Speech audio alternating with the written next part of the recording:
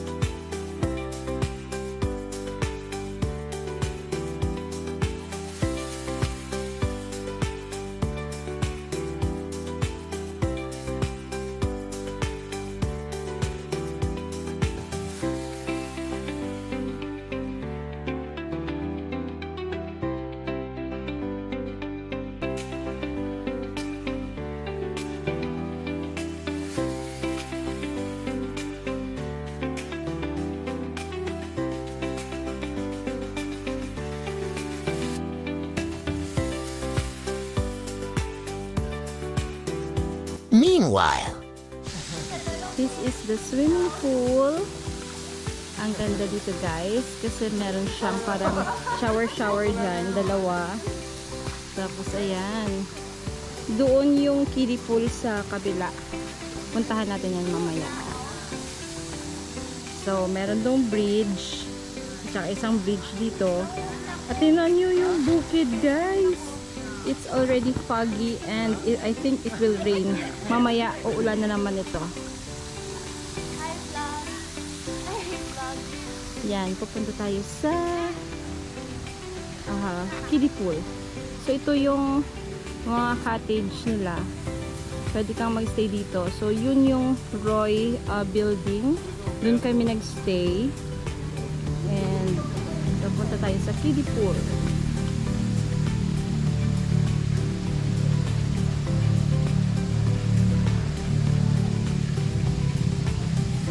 Maganda yung lugar dito guys kasi may precaution sila kasi maraming mat dito mismo sa lugar para kahit yung mga kids ay hindi matumba and safe yung lahat. Actually marami talaga silang mga bantay dito and yan yung for kids na maliit lang. Ayan. Tapos ito rin yung isang building na pwedeng i-rent at saka yun yung output ng water, spring water dito guys. So hindi siya marumi or masarap yung tubig dito. Yun yung cute ng tubig. Yun siya. Ganda ng mga ano nila dito, yung design mismo ng Almadria. Maganda kasi maraming CR dito, as in ayun oh, CR doon, yan, doon sa taas doon, marami din CR doon sa loob mismo ng room. At saka marami kang hugasan, meron silang mga lights dito na solar panel, and yan yung garden. So dilibutin natin yung buong lugar. Ito yung isang building na pinaparent nila, and just check their Facebook kasi or mag-inquire na lang kayo sa Facebook nila kung gusto nyong mag-stay dito. Pero ang refreshing dito guys, hindi mainit at saka masarap yung hangin. Ayan yung building, maraming CR dyan guys, doon may CR din doon. So wala ka talagang worry kung dadating ka sa mga time na emergency times. Ang daming CR na pwedeng mong puntahan, at saka ang linis pa, maputi yung mga ano nila, mga tiles, at saka yung tubig walang yellow kasi spring water dito yung ano, yung tubig nila. So yan, ang daming pine trees na inano nila, pinatubo nila dito para maging maganda yung paligid. So ito, I think maganda ito sa mga weddings. Tingnan nyo oh, yan. Yan yung mga pine trees. Yung mga facilities nila. Ayan, meron ding mga cottages dito. Ayan, madami silang cottages, at saka maganda yung amenities nila dito. Super clean. Ayan si Manong. Maaga pa yan siya. Kanina nagwawalis dyan. At saka kung gusto mo yung mag-inasal or mag-grill, ayun, meron silang grill na area. Ayan. Tapos dito yung kung gusto mo yung mura lang yung stayhan mo, meron ditong mga cottages na kubo style. Ayan. So doon din, ewan ko kung part yan siya ng ano, ng Almadria na pinaparent, pero I think sa family yan owned, so hindi tayo pupunta dyan. Meron dito yung mga kubo yan, para yan sa mga bisita na pinagpa-stay nila dito. At saka yung mga bahay dito, meron mga ano, merong mga names. Yan, maganda din naman yung ano nila. Meron din ditong restaurant guys, so hindi ka talaga magugutom. And maganda yung ano nila kasi oh, tingnan nyo doon, meron silang own hindi naman siya factory or ano, parang department na naggumagawa ng kanilang mga furnitures, or parang furniture making shop. Ayan, si Manong, makikita nyo, gumagawa siya ng furniture nila. Ang ganda ng furniture nila guys, kasi sariling gawa nila. At saka hardwood yung ano niya, yung upuan. So ito yung daan papunta dun sa main building.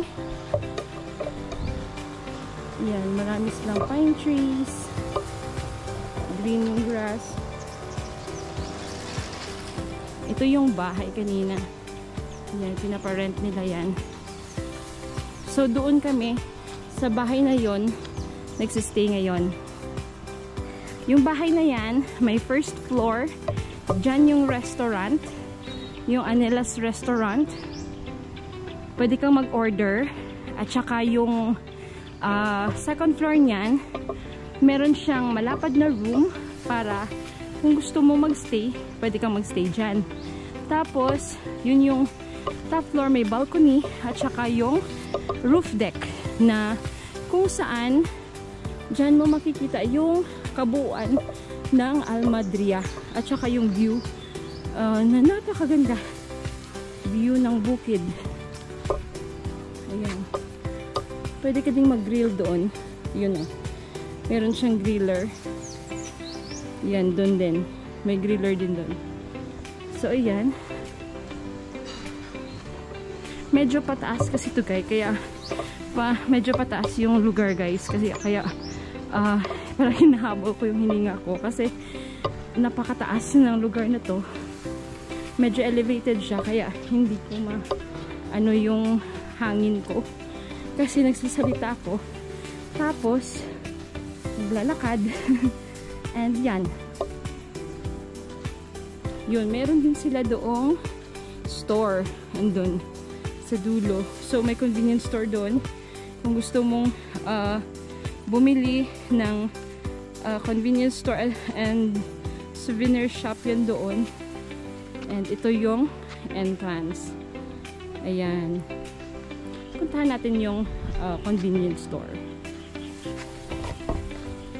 Ito yung convenience store guys. And meron din doon. Pwede kang mag-stay. Mag-order ka dyan. At doon ka din mag-upo para kumain. So, ayun.